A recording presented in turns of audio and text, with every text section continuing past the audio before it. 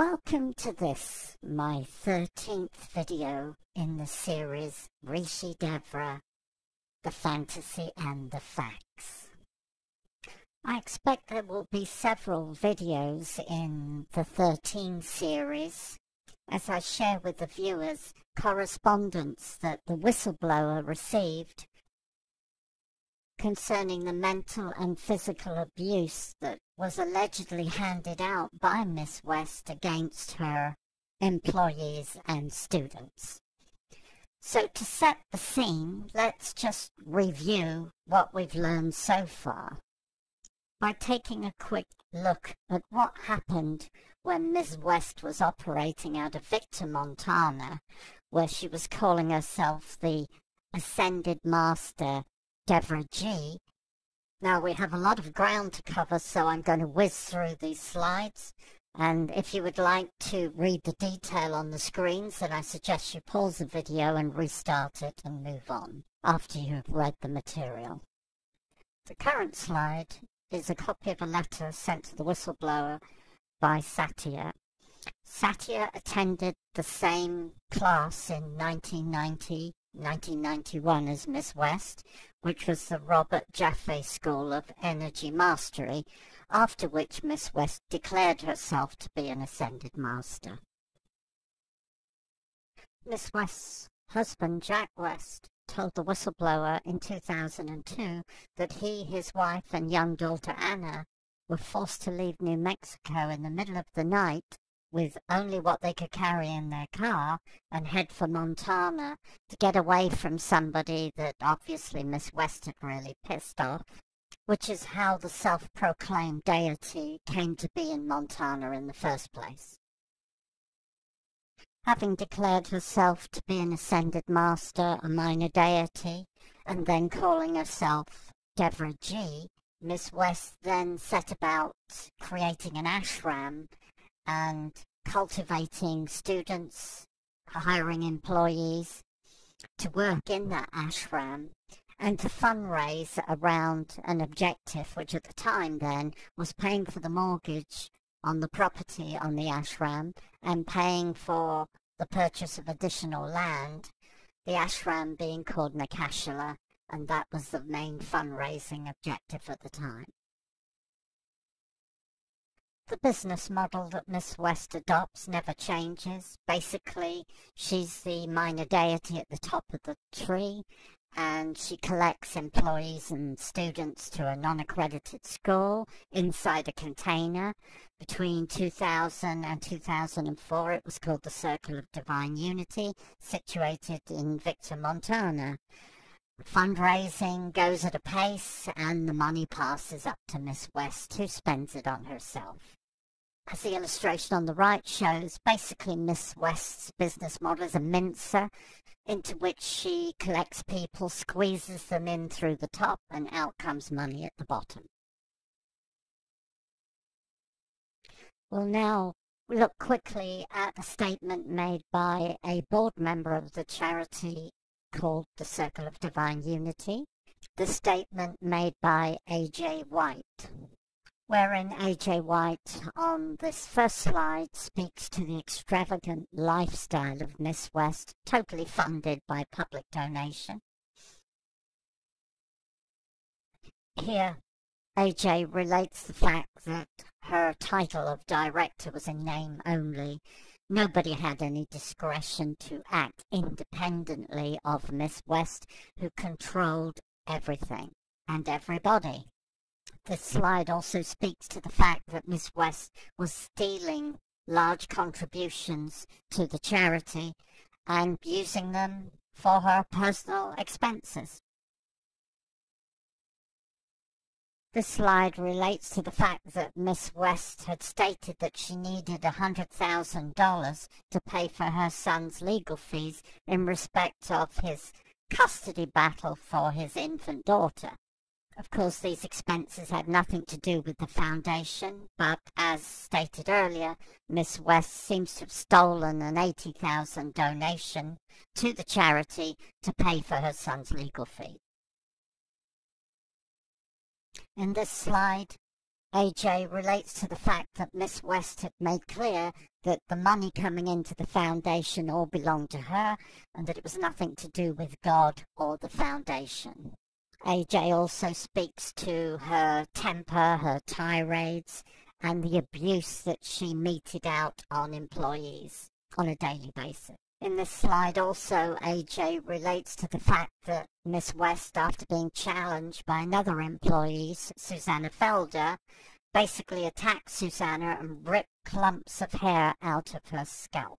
AJ also attests to the fact that the following day, Jack West, long-term accomplice of Devra West and liar for hire, lied about the circumstances of the attack on Susanna Felder and basically laid the blame for the attack at the feet of the victim. The original of the statement given by A.J. White was given to the whistleblower's lawyer as part of his lawsuit against Devra Patton West for defrauding him in 2002. We now move on to a statement from Deborah Coffey, who in 2000-2004 timeframe was a student of Miss West's. In the slide you're looking at above, I have highlighted a section of that slide which relates to the fact that Miss West uses this tactic of saying to people that they were together in a previous life and that they have a soul contract, and if they don't carry out that soul contract, they'll have lots of problems in future lifetimes. This, as Deborah Coffey states, is a form of psychological blackmail, which Miss West uses not only to manipulate people into doing what she wants them to do, but also to manipulate wealthy people into making large donations to her personally as compensation for imagined wrongs in previous lifetimes. In this slide, Deborah Coffey relates the fact that she witnessed many incidents of violence meted out to students and employees. In the most serious incident, Deborah relates how in Montreal at a seminar being given by Miss West, she was challenged by a student, Beatrice McGuire, at which point Miss West reacted viscerally and physically attacked the student, ripping her ear and necessitating the student needing plastic surgery to fix that injury. In this slide, Deborah Coffey very bravely relates the fact that she was coerced into being part of degradation rituals against other students. Basically, at Miss West's signal, those who are members of the cult gather around the target and mentally and in some cases physically abuse that target, and with the purpose being to intimidate the target into doing what Miss West wants, which may be handing over money or simply going on a visit or a trip with her. Deborah relates that she was the victim of this herself.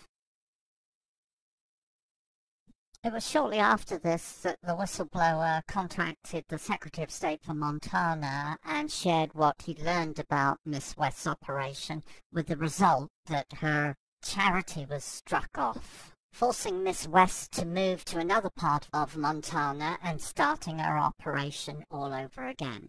At this point, I'd like to just have a body count, so to speak, of the victims that we know about arising out of Miss West's guru cult extortion business when it operated in Victor, Montana, and she was calling herself the Ascended Master, Devra G.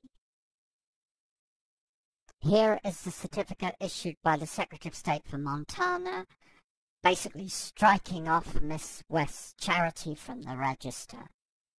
Miss West was not done.